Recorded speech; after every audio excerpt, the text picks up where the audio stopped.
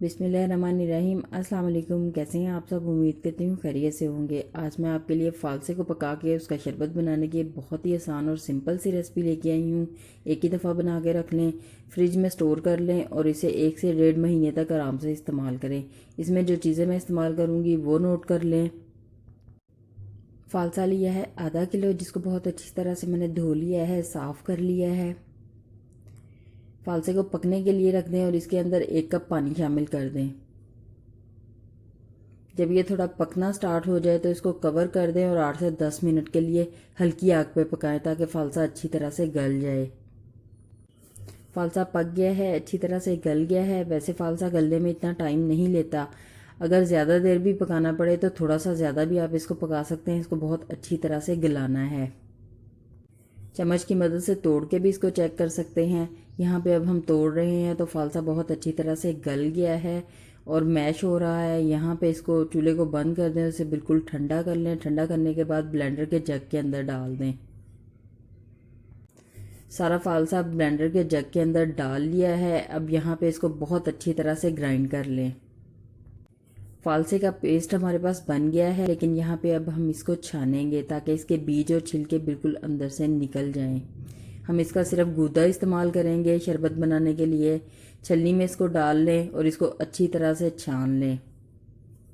बीज और छिलके जो हैं इनको फेंक दें और ये गूदा शरबत बनाने के लिए इस्तेमाल होगा। इसके अलावा जो बाकी चीज़ें हमें चाहिए, उसमें हमें चाहिए चीनी 1 किलो, पानी चाहिए 1 लीटर,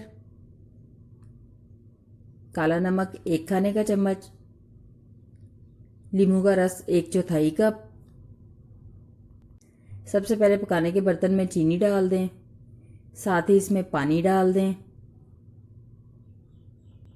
चम्मच चलाते चलाते हमें इसे इतना पकाना है कि चीनी पानी के अंदर बहुत अच्छी तरह से मिक्स हो जाए। चीनी पानी के अंदर मिक्स हो गई है। यहाँ पे अब इसके उबलने का इंतज़ार करें।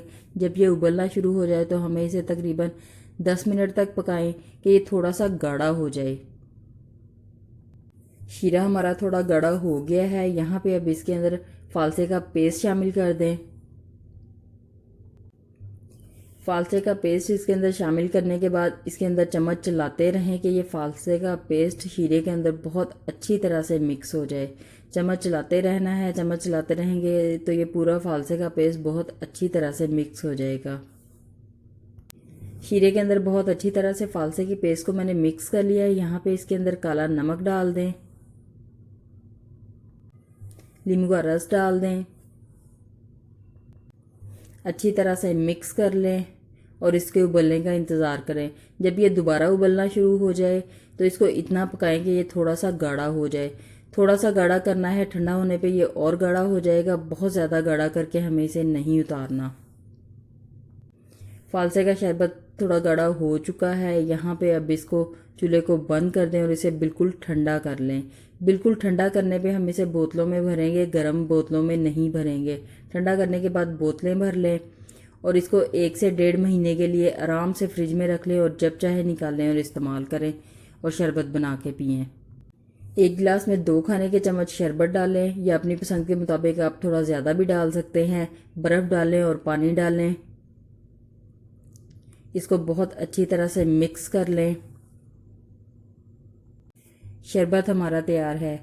बहुत ही आसान और सिंपल सी रेसिपी है। पसंद आए तो इसे ज़रूर ट्राई करें। वीडियो को लाइक कर दें, शेयर कर दें, कमेंट कर दें। इसके साथ साथ मेरे चैनल को विज़िट ज़रूर करें, मेरे चैनल को सब्सक्राइब ज़रूर करें ताकि आपको मेरी इस तरह की आसान मज़ेदार रेसिपीज़ मिल जाएँ।